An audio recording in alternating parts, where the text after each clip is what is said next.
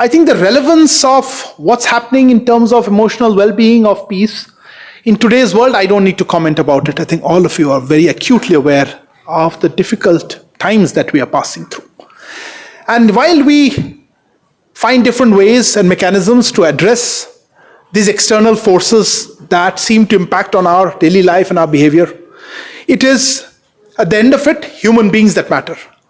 And what we do to ourselves, how we behave, how can we exude positivity. And I think this idea of a human-centric or a human beings is something that we sometimes tend to gloss over or ignore. Complicating our challenges is also the usual march of technology, of AI, of competing other challenges. And I think, therefore, it is extremely useful to look at the emotional aspect of emotional self-care. And I thank you, Sister Jayanti, for choosing this topic. I am very happy that the World Health Organization in particular has a dedicated unit on traditional and complementary and integrative medicine, TCI unit, which looks very closely at how we can look at other forms of healing, and that's an important word that I would focus on. We have a global center for traditional medicine that's coming up in Jamnagar. We have a TCI unit that does enormous activities, and we partner with WHO particularly, so thank you, Madam Nakatani. And let me just, I'm not the focus today, but let me just emphasize to you how much we believe that this is useful and beneficial. And such a large turnout only reinforces our belief that this is something that we are all interested in, and that is all for the well-being of all of us, even in a place like the United Nations, which tends to focus on so many other issues. So thank you very much. I hope you find today's session very useful. I invite you all to join us tomorrow morning.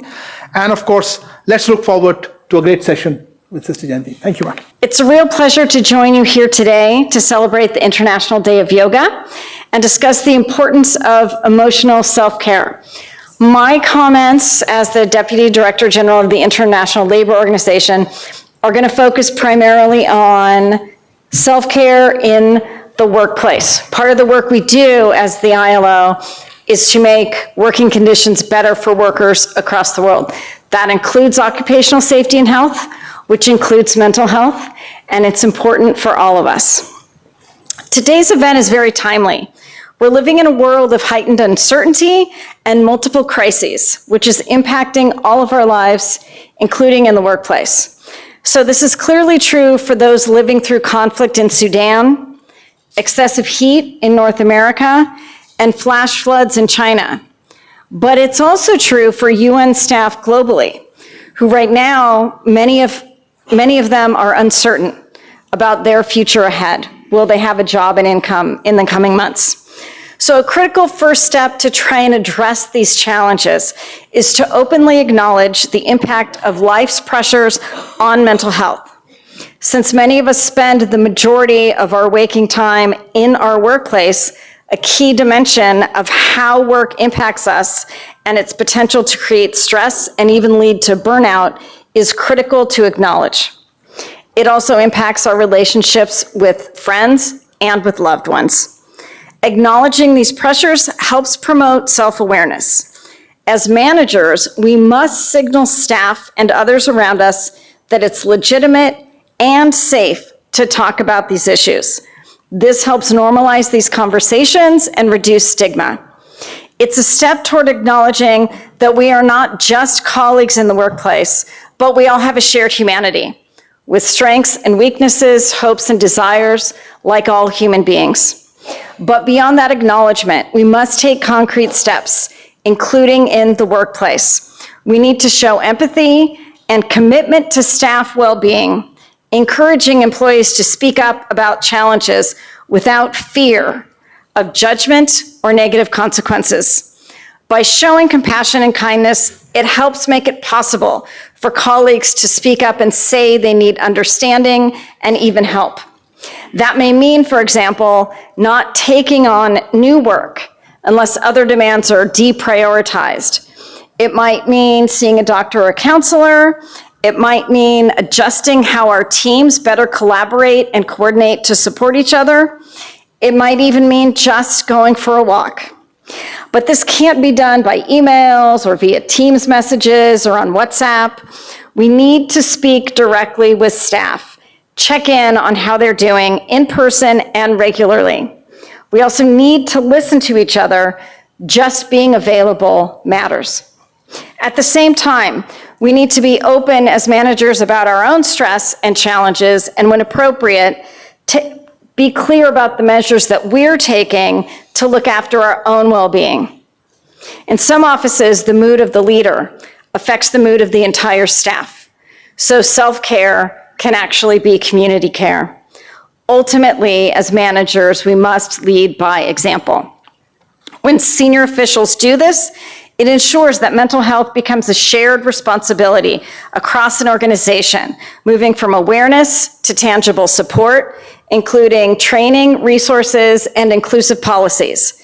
Senior officials can demonstrate the priority that they place on their own mental health by taking leave, teleworking when they need silence, and demonstrating respect and dignity for all of our constituents and our colleagues. At all levels in an organization, we need to provide the flexibility and the autonomy for staff to ensure that they feel empowered and in control, and they can have help balancing their work and life commitments. The self-care is the most meaningful when it supports both physical and mental health. So they're both the linkage between the mental and the physical. So thank you very much again to give me this opportunity to consider my self-care, both mental and physical.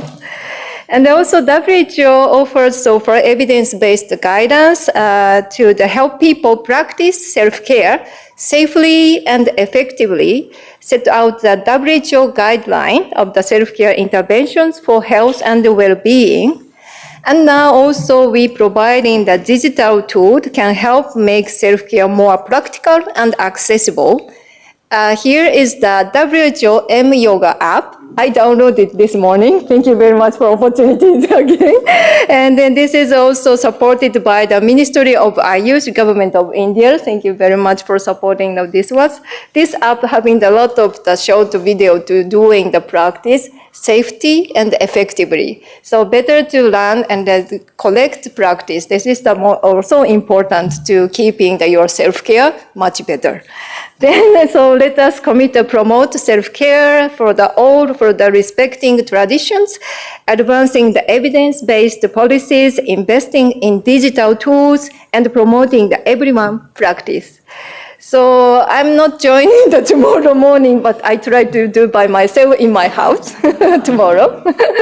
And then may this International Day of Yoga so inspire us to practice self-care so that we may better serve one another and also world we share. So I try to keep my body nice and try to my mental health be healthy in the coming months. So thank you very much again. So Daniel Bart, arigato. So as has been said already by our distinguished guests on the stage this afternoon, we are indeed gathering at a time of unprecedented global challenge and upheaval. Most people would argue that the world is reaching a point of crisis. Like the crisis point of a sick patient, we either break down or we break through. And the evidence of the breakdown is all around us. Behind every headline of conflict and war, every climate-fueled disaster, every report of violence and death, of displacement and loss, is a human story of fear, disillusion, overwhelm, and grief. Even our so-called everyday lives are becoming more challenging by the day. It seems like more and more life is happening more and more of the time. The challenges just keep on coming. If not directly to us, then to those around us, our loved ones, our friends, our neighbours, to the world in general. And if you need evidence of the increasing pressures on us all, you need look no further than the breakdown of mental health happening all around, as has already been mentioned. Some are even calling it a global mental health crisis. where anxiety, insecurity, and depression are all on the rise. Under pressure, something has to give. So given this time that we're all living through, the importance of self-care and self-compassion cannot be overstated. Emotional self-care, taking time for the self, creating nourishment for the inner being, finding the point of inner stillness in this turning world. They're all ways of preventing the downward spiral of stress and burnout, and instead discover an upward spiral of well-being and spiritual resilience. We can learn ways to not only survive, but thrive, despite what is going on around us, so that when the next global shockwave comes along, we can be prepared. We can bend to the challenges of change and not be broken by them. We do this for ourselves, but we also do this for others, so we can show up for them with our love, our strength, and our support when they are in need. You cannot pour from an empty cup. Sister Jayanti has spent her entire adult life being there for others. As a senior Raja Yoga meditation teacher with the Brahma Kumaris for almost 60 years, she has led by example and shone a pure light into the world, a light of inner transformation and outer change, inspiring millions on every continent to take up a spiritual practice to support in this process. For her, a tipping point isn't about tipping into environmental disaster, but one where human consciousness itself tips into a natural state of being, where love, kindness, and compassion become the norm. A state in which we realize our human potential. As well as being the additional administrative head of the Brahma Kumaris, she's also the organization's representative to the United Nations here in Geneva. Sister Jayanti, a very, very warm welcome to you, and thank you so much for being with us today.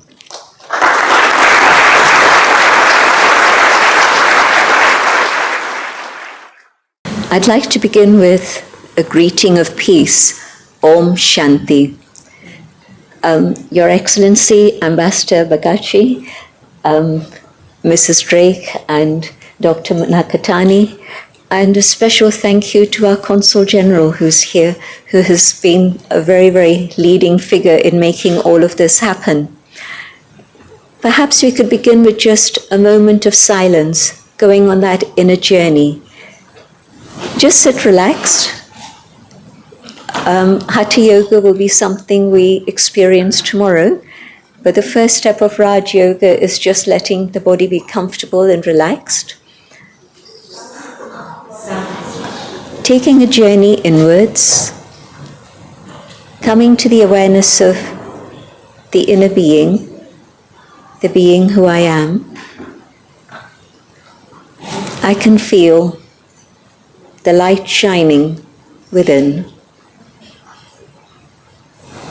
Each one of us is that inner being, a being filled with goodness, with love, peace, and truth. This is the inherent state of the inner being. I stay in this awareness, connected with the being who I truly am.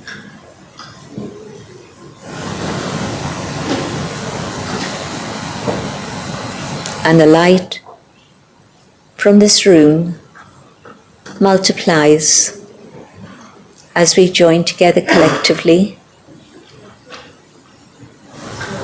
And the light radiates out not only into the city, but far beyond into the world.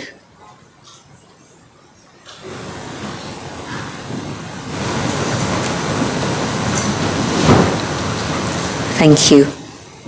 I know that we've had a very interesting explanation of why we're taking up this subject here today. And this year, I know that health is very much part of the agenda for the International Yoga Day, but in particular, mental health, because that is the pandemic of our times.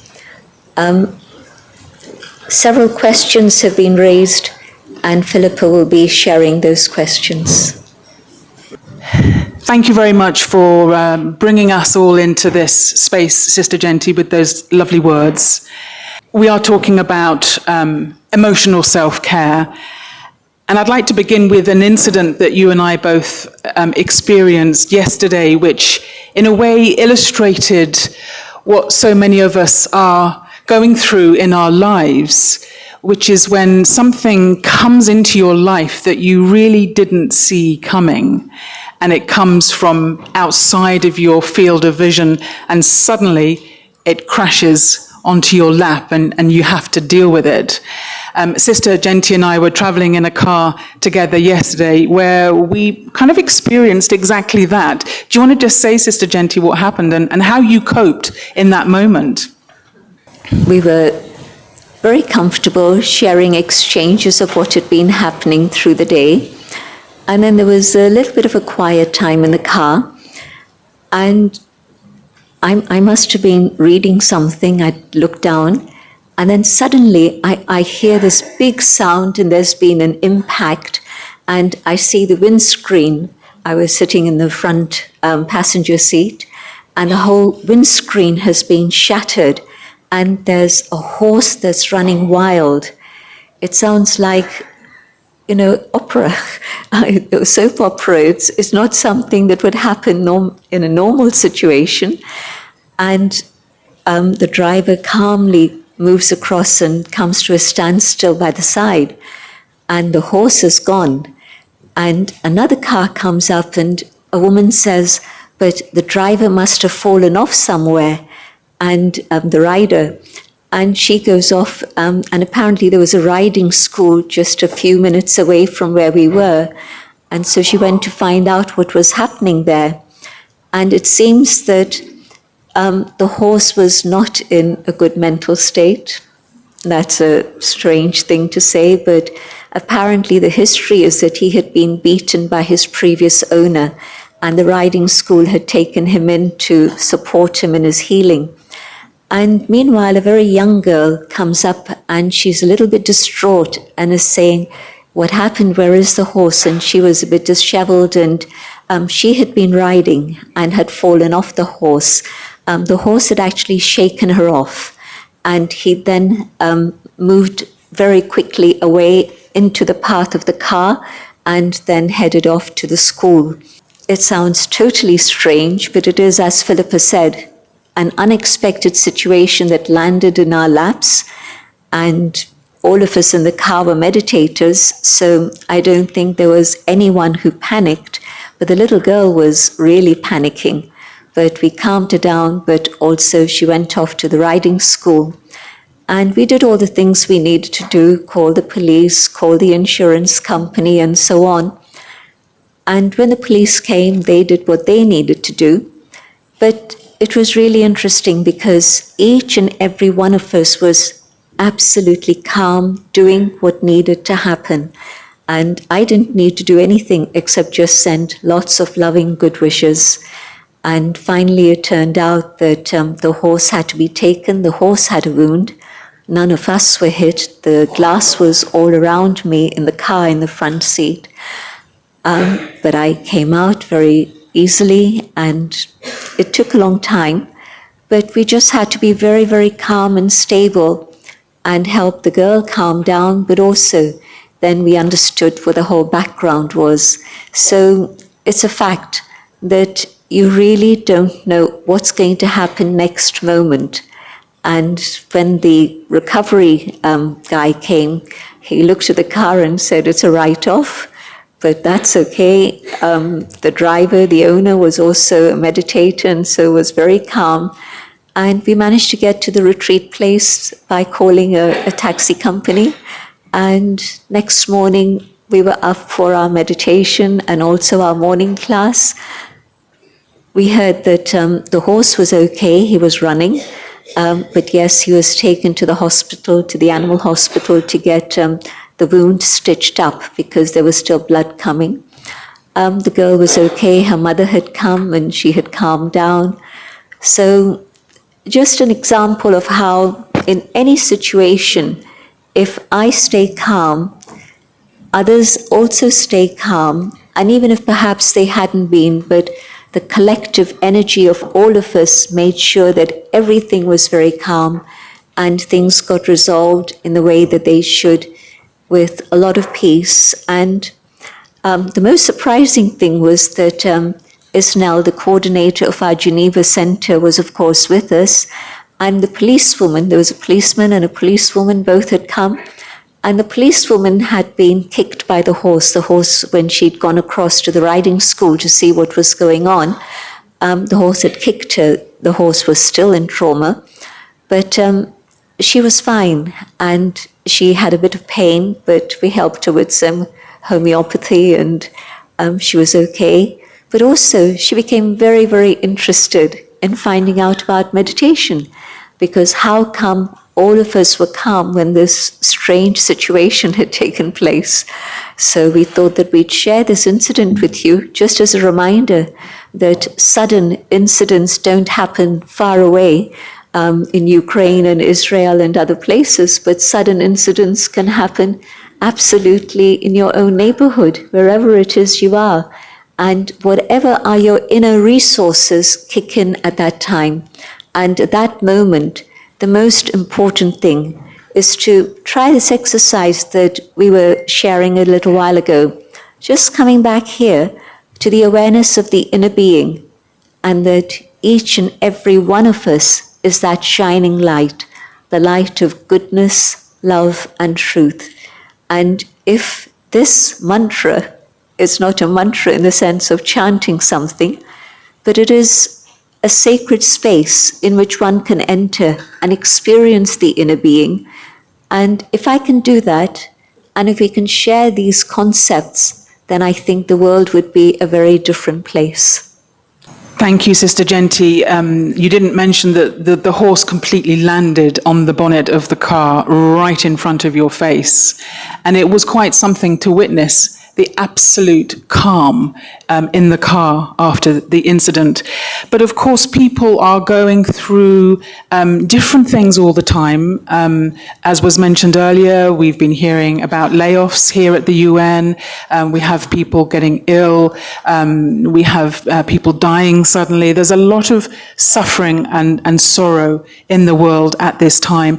And people respond in different ways, either with going into fear, sometimes into anger and being called to protest, sometimes into depression and just giving up altogether. How do we take a closer look at our own emotional state when we are in the crux of an absolute emergency situation or a challenging situation to our emotions? How do we moderate those moments?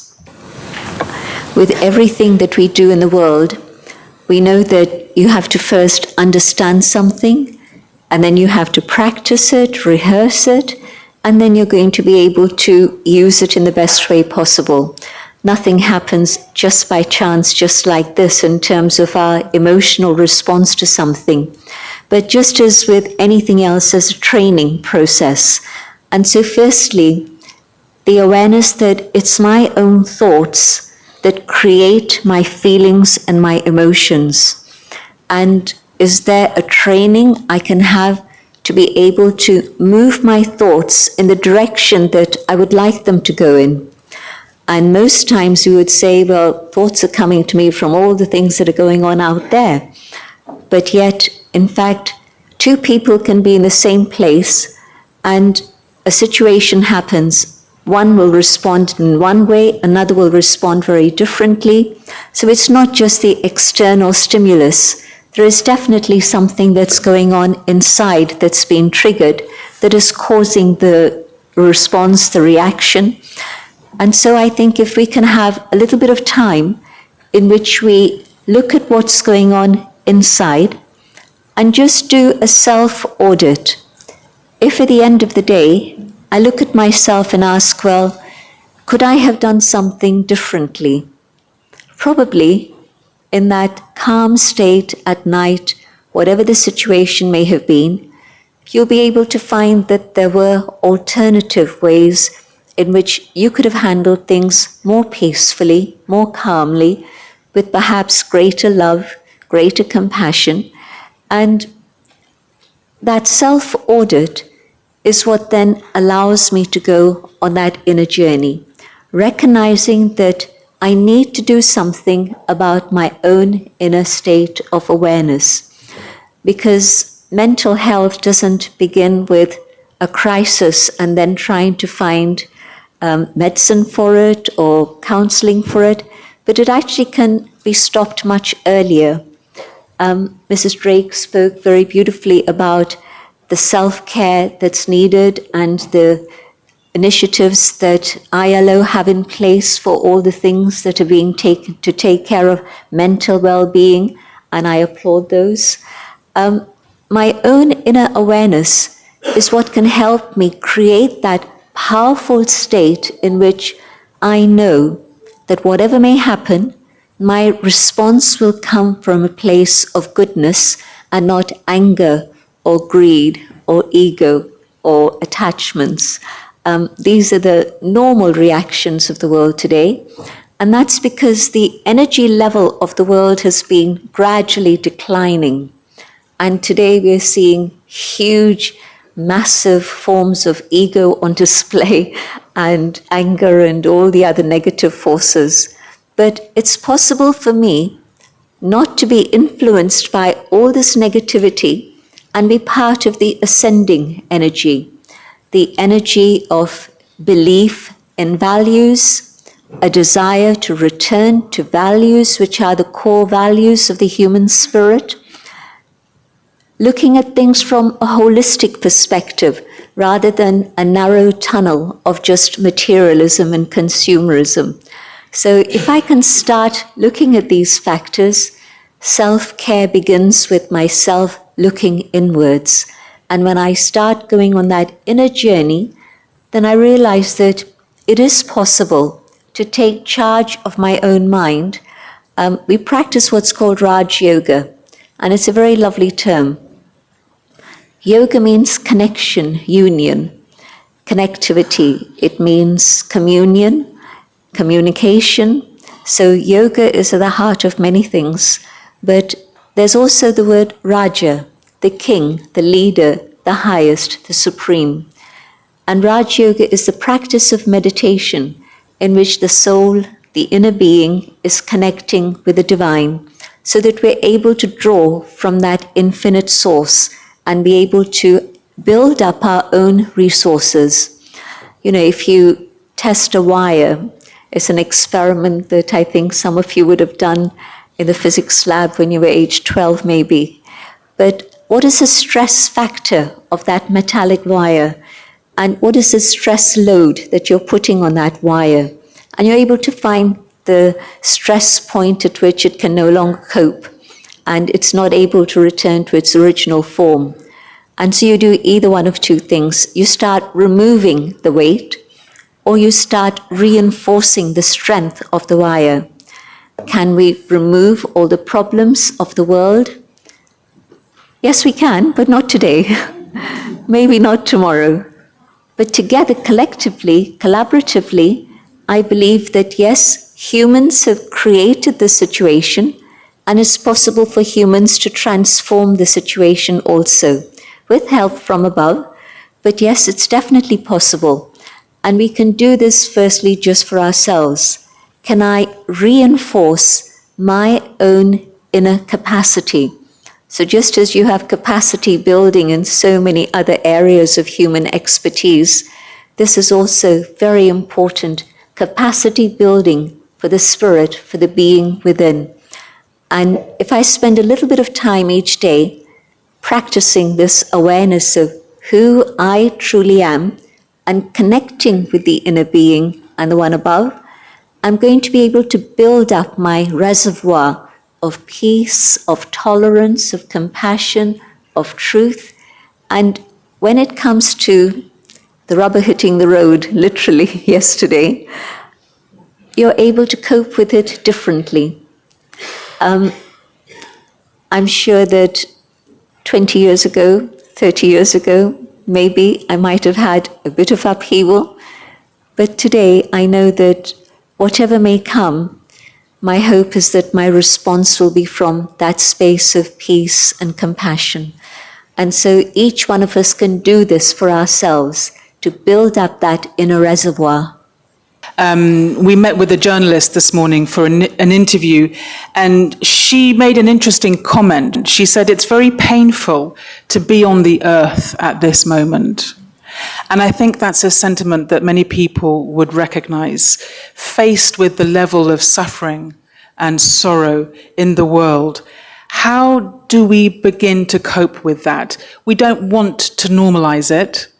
We don't want to turn away and pretend it's not happening. And yet living with that day to day sometimes feels like a burden more than we can cope with. How would you advise someone who's really feeling they can't do this, it's too much? It begins with me, and what I can do is to start this journey of going within. Sometimes we use this word detachment and we don't fully understand it. It's not detaching from other human beings and their condition. It's not detaching from the state of the world, but rather it's being able to detach from my physical identity, which is based on so many temporary factors.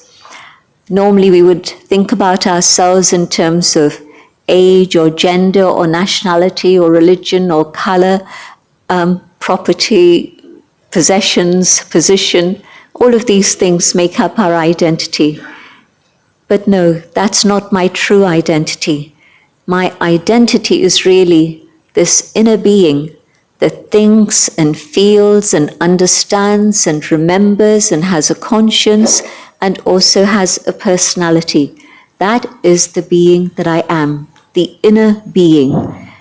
And while I've been caught up with the external identity, which is basically matter, we become highly materialistic, and consumerism has taken over practically everything. And so can I come back to my original state of the inner being and learn to be detached from all the things related to this, all the physical aspects of my identity. And in that awareness of the true being that I am, I'm able to see myself, I'm able to see others from a very different perspective. And in that perspective, yes, I know that my own feelings reach others, and if I can develop love and compassion, I can help others who are going through sorrow. If I myself don't have that capacity, how can I help anyone else? But if I get influenced by their sorrow to the point where I'm in tears, can I be of help to anyone else? But if I can allow my inner calm to be conveyed to them through my vibrations, through my actions, through my behavior, I can support them in my journey. And Margaret Mead said a long time ago, whenever there's been any positive change in the world, it hasn't happened through a vast majority. It's only ever happened when it's individuals, committed citizens, who come together to try and make a difference. And from that small group of committed individuals, there have been amazing things that have happened. Look at the history of the world in recent times, and you'll see that every positive change has happened just by a small group. And so today, I look at the sorrow of the world, but I know that this gathering, which actually is a very, very powerful gathering. This group of individuals can make a big difference because whatever it is I do, there's an impact on my family, on my circle of friends, on my community, to my country. And as all those networks come together, we make a difference to the world. And so I'm very pleased that we're celebrating Yoga Day, particularly in terms of health and mental health, because I think that all of us can make a huge difference to ourselves, definitely, but as we come together as a collective, that energy multiplies. And I know for sure that after the dark period, there's always a period of light. Night doesn't go on forever. And whatever is of sorrow and suffering has to come to an end, and a better world can happen. So I hope that today you leave with that vision of hope. For me, it's a certainty, but at least we begin with hope that yes, there are better days ahead, but I can make a personal contribution to making that better world happen. Very much what you're saying is we're living through a transitional period where we're witnessing suffering, but it's not going to go on forever, is your message. There is hope that the world will eventually wake up and change. And I think many people in this room would be called to action, to doing something about the suffering that they see around them. And I wonder for you, at what point do we get called into taking a step forwards and rolling up our sleeves, maybe fighting for peace, activating and campaigning, but then there can come burnout because we give so much of ourselves, we have nothing left. How do we find that balance point between doing the inner reflection that you're talking about, but also taking a step forward into action? I'd like to change one word. It's not eventually. I think we're at a cusp. I think we're at a turning point. I can't believe that 10 years ago such a gathering would have been possible, especially here at the UN. It is happening now, and we're focusing on the spiritual dimension. And I think that I see many, many signs of things moving to that critical point of mass when things will turn around. So I don't want you to think it's going to be eventually sometime unknown. I think that we have it within our capacity to actually make a difference, and within a very short space of time, there is going to be a difference. The other thing that I want to pick up on from your question is, can I ever fight for peace? It doesn't work, does it? But what I can do is allow the power of peace to grow so that it truly becomes a power, because peace is not passive. Peace is active. It's an energy that carries us forward. Whenever there's been huge strides in civilizations, it's been because there's been a peaceful environment that has created that. And so today also, if we decide, I'm going to stay peaceful, no matter what. Now, whether it's my little child who keeps tugging at me and wanting my attention, to what extent do I keep peaceful? It's a test of my peace. If a colleague at work again and again is interrupting what I'm saying, can I stay peaceful and manage that situation with tolerance, with equity, with calmness, equanimity? So we're facing challenges in our own lives in little ways, but it's a marker of what would my response be if somebody really got angry with me.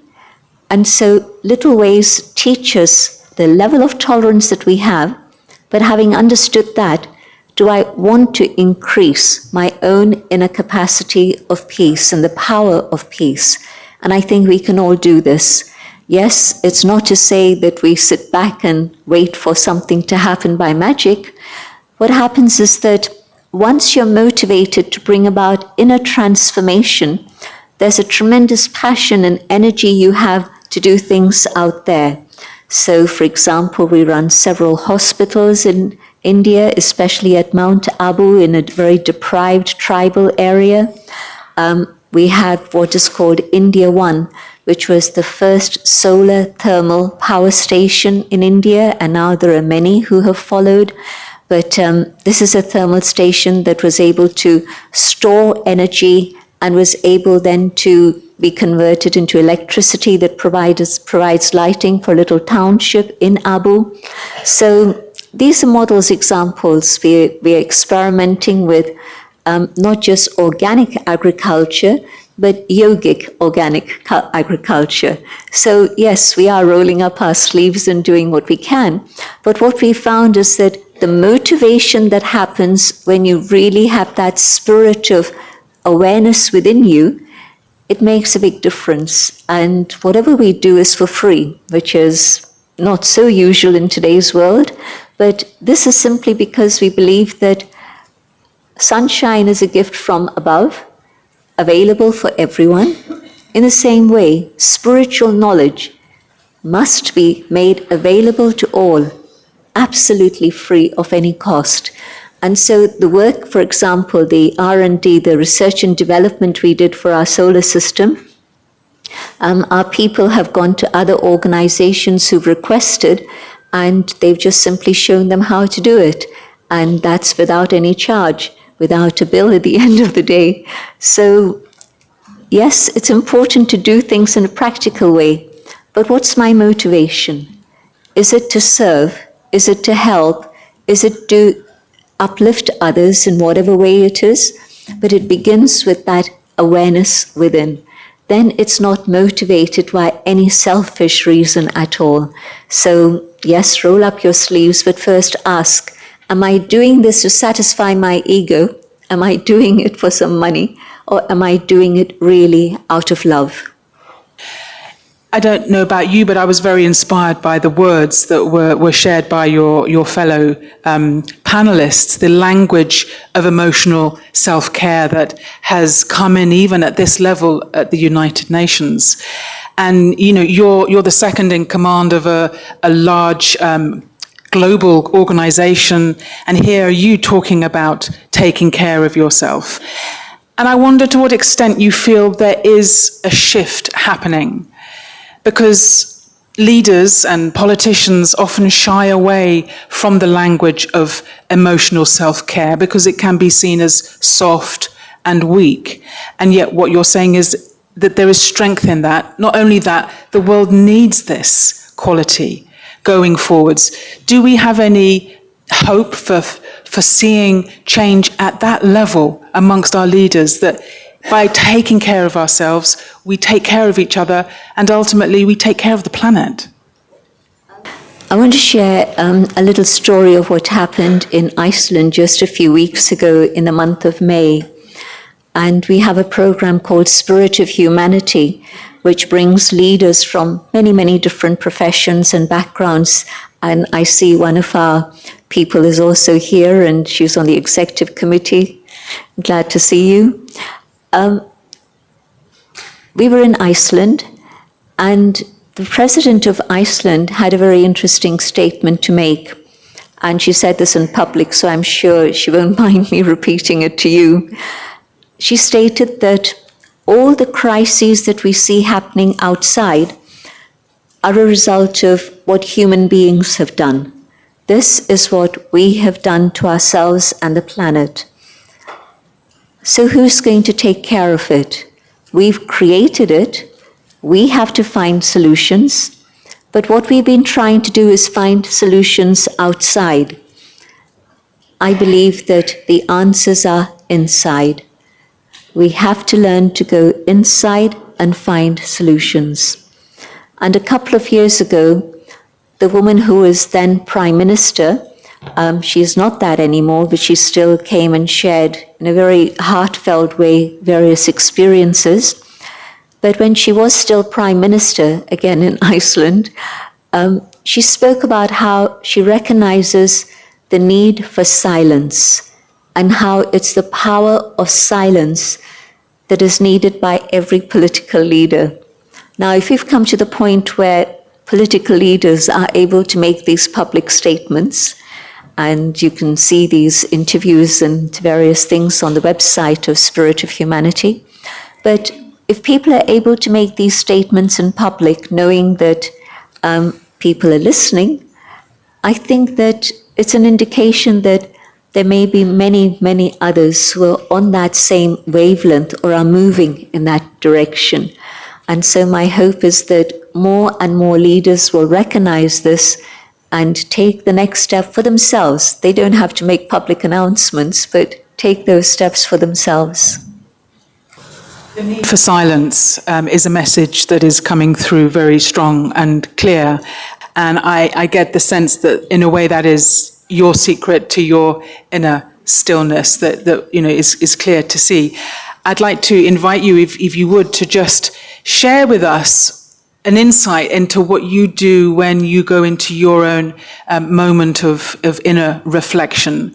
And perhaps if there can be any tips for things that we can also do to help find that point of stillness, either within ourselves or some other place, that we can really practice in our day-to-day lives, just for a few moments. I think it would be lovely. It's nice for everyone to experience what we're talking about as well as using words.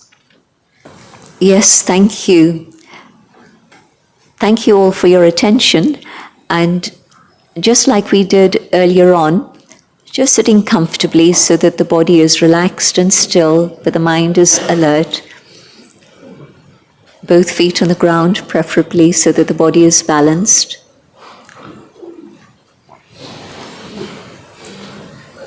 I let the body relax. I focus my thoughts on the inner being, the being of light. And in this awareness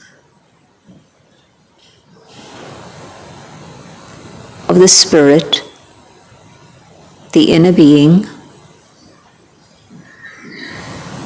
I can feel that energy in the center of my forehead.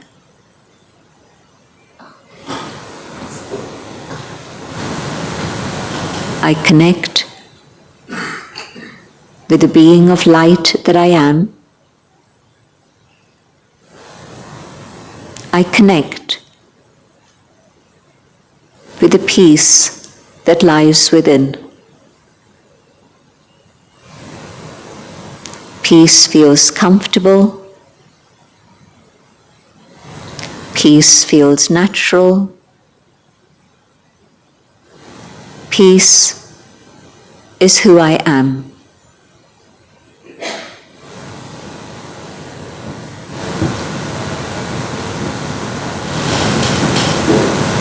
As I become peaceful, I can sense the presence of the Source, the being of light, the Supreme, the Divine, the Source of peace, of love, of truth.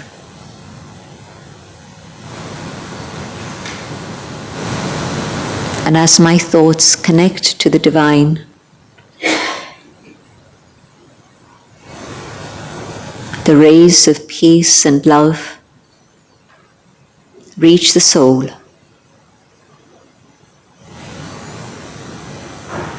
And the love that is within emerges.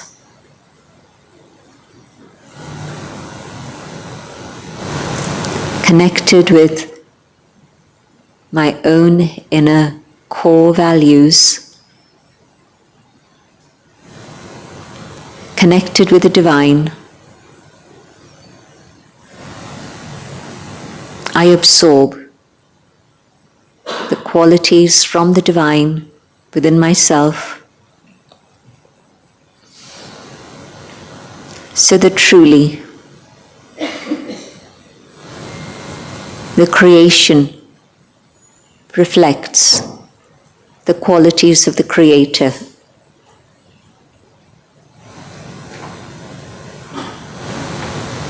These are the qualities which are part of the being that I am. They are there, inherent within every soul. And in this connection with the divine, they emerge and grow.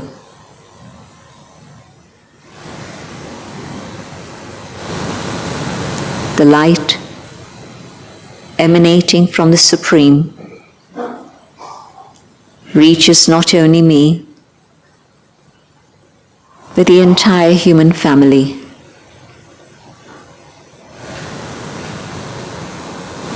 The light reaches out to the animal kingdom.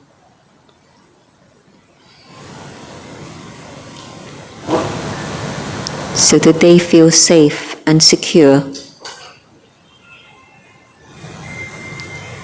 The light reaches out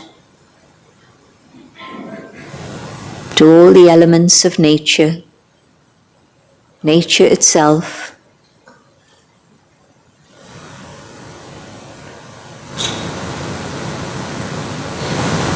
so that nature returns to a state of harmony.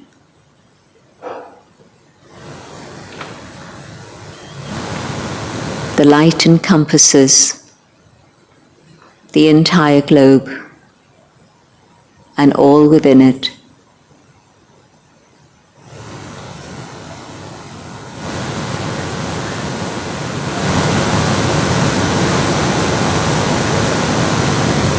I hold this vision of a world of light, of peace, of justice, of truth.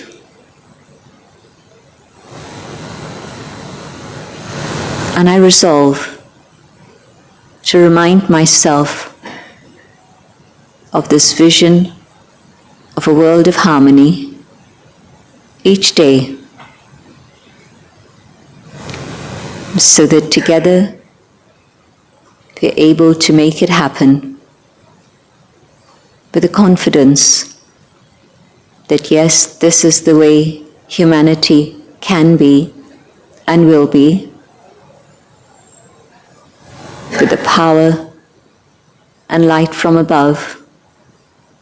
Together, it can be a reality.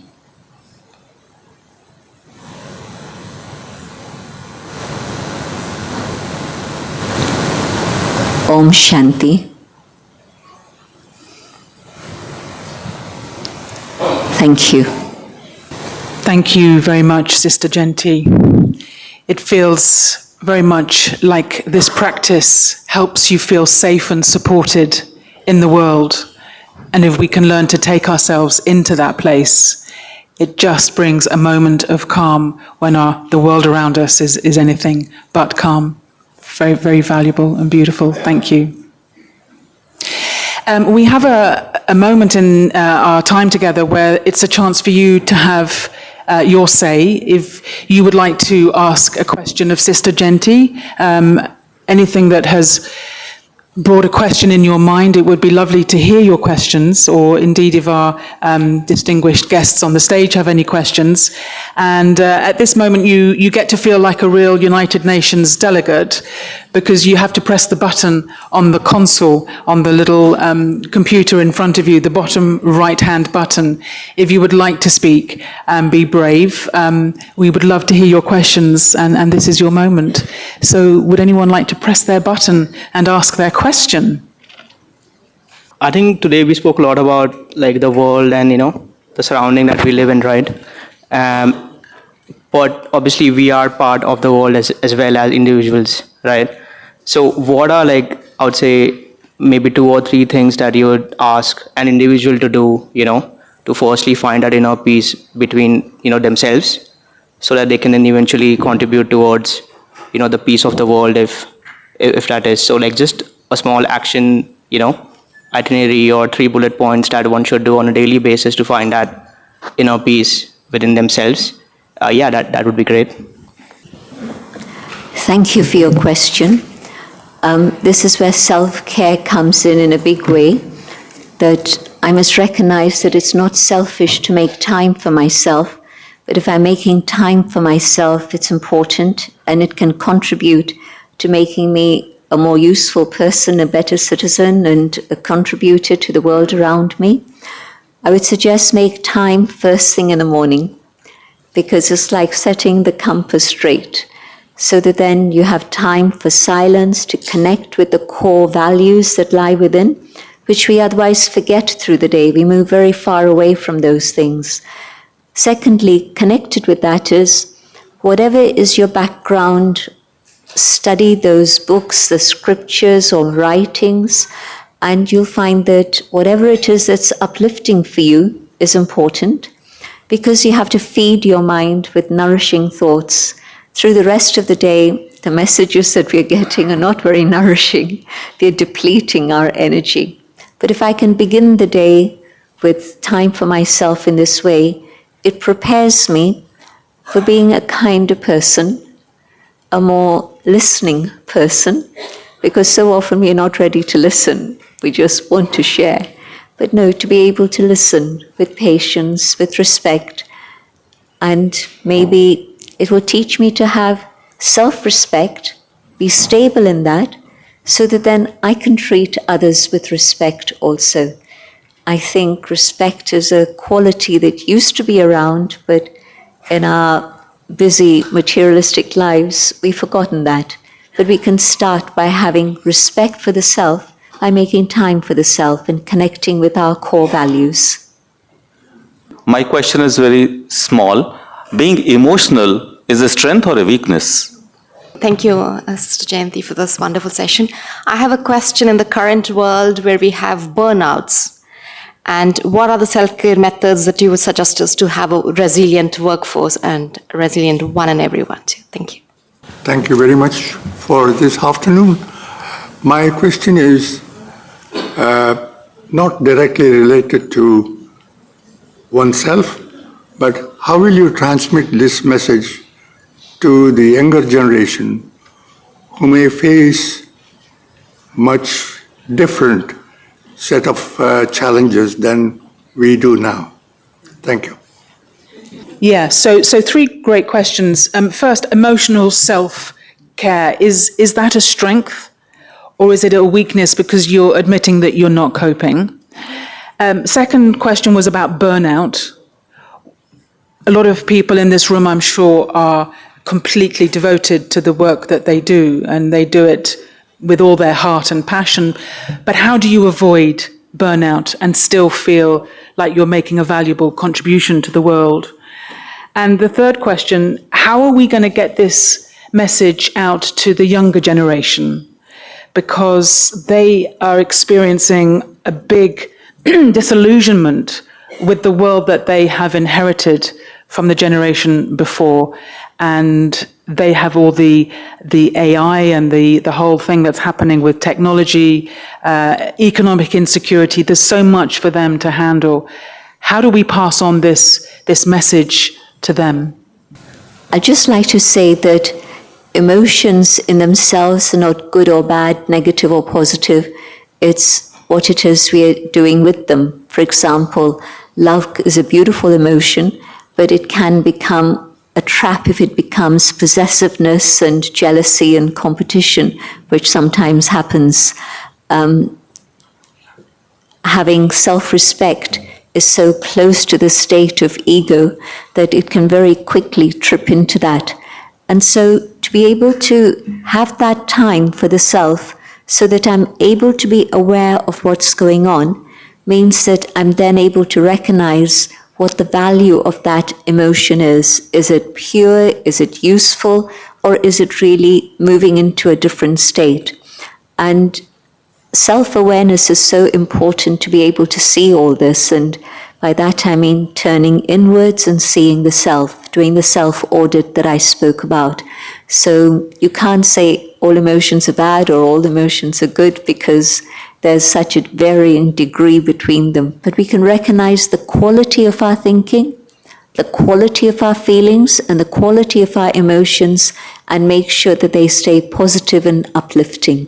Resilience and being able to increase my resilience, I need to be able to connect with the source so that when I'm giving, it's not just a giving, but I'm also replenishing.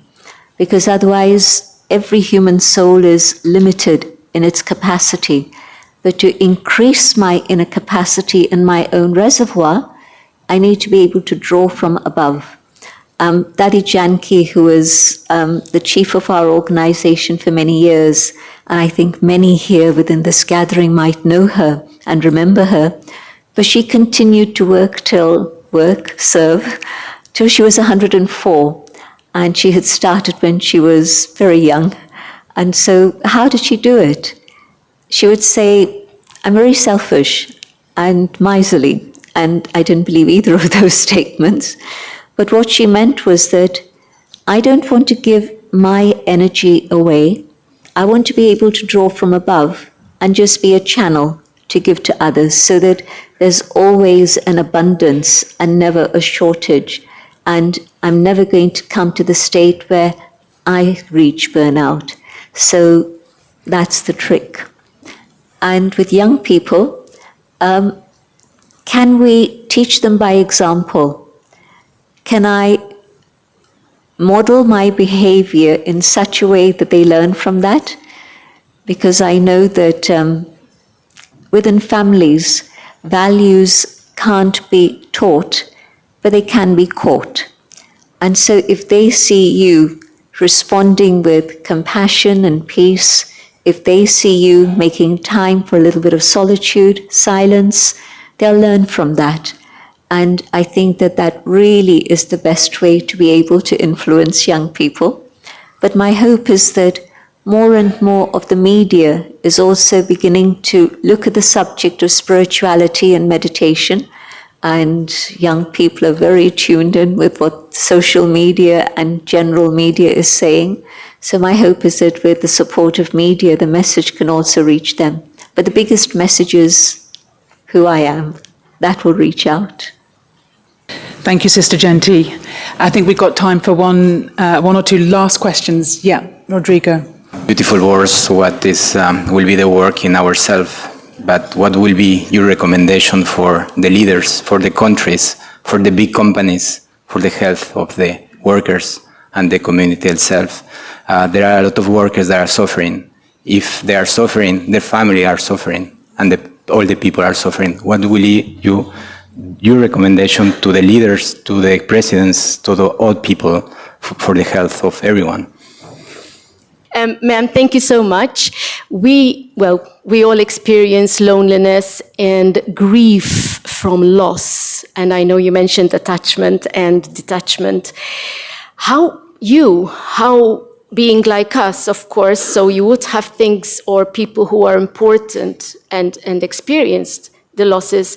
What would be your advice to the rest of us who perhaps, of course, are not that detached from the world around us? How do we use these beautiful concepts that you've mentioned, the inner being, to go through the grief, the sorrow, the loneliness of things and life around us? Thank you and respect. In terms of reaching the leaders, it's happening in the sense that corporate leaders are themselves making time for meditation. And when they do that and they see the benefit, they're creating spaces for their people, their colleagues, their workers to also make time for that. I see that happening certainly within the corporate world, but we're also beginning to see that happen with the political leaders. I'm sure that the trend is going to continue to magnify and grow at a fast speed. I've never met so many people who talk about the same thing as the world on fire in the way that they're talking now. I know one person who is a friend, and we've always kept that connection, but now she's talking about how she sees that meditation is a need. I've known her for 30 plus years, but it's now that she's talking about it. So I see that's happening everywhere in so many different directions. So I think that the message is reaching out and will reach further very, very quickly. I'd like to address the situation of bereavement in particular, because it is something that's happening suddenly, unexpectedly in different ways. If I go into silence myself, and I just remember the one who's dear to me, the one I love, then I just feel sorrow. Whether it's a sorrow of their transition or whether I'm feeling sorrow for myself that I'm going to be left without them, it's a bit of both. But can I turn that around a little, knowing that my thoughts and my feelings reach that individual soul wherever it may have gone, wherever it is on its journey. That's a fact. The soul connects with the power of thoughts on a human level in a normal way. If there's someone you love across the oceans, there's something that tells you that something is wrong and you want to reach out and help them. And so whether they're here in the physical dimension or they've gone beyond, our thoughts, our feelings reach the ones we love. And so can I, instead of just thinking about myself, really think about supporting them on their onward journey.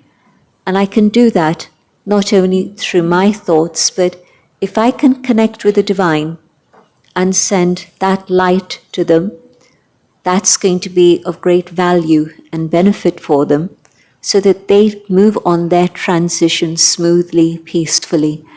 And so my own soul, I the soul, become more peaceful through that connection with the divine, but I'm also actually supporting the other through that love on their journey.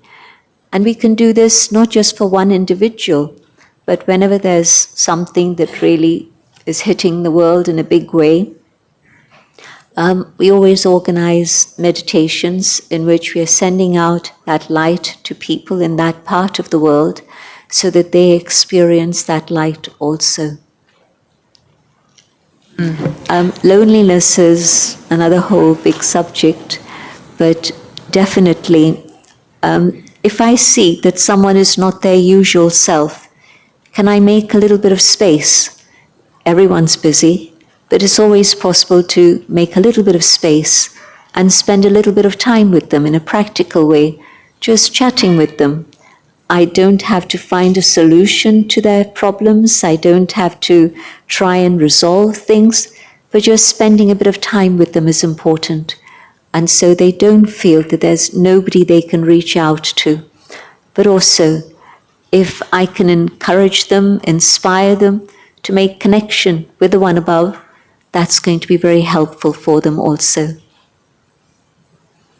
Real pearls of wisdom there. And I wonder, Sister Jayanti, if we could just bring our time together to a close with just a few moments of what you just talked about, sending our light into the world for those who are experiencing suffering in whatever form, bereavement, loss, illness, loneliness, and how we do that while still maintaining our connection with our own inner being, so that we're giving but we're not depleting. And we'll just bring our time together to a close like that. Firstly, a big thank you to everybody who's made this happen, and for all of you for your participation and your very searching questions, thoughtful questions. Thank you. And now you know, sitting comfortably, both feet on the ground, the body relaxed. I come to the awareness of who I truly am, a being of light. I connect with the source, the supreme, the being of light.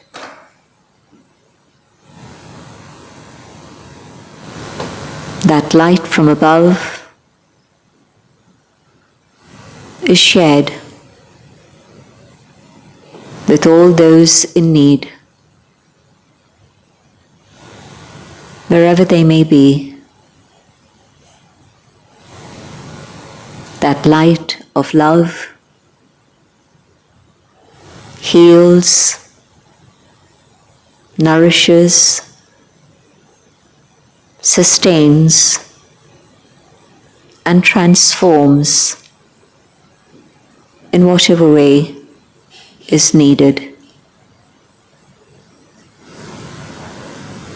And that light of love reaches the soul, allowing my own love to grow so that I can forgive and let go, so that my heart remains warm and compassionate at all times, and the light of love touches human hearts so that they too connect with the source.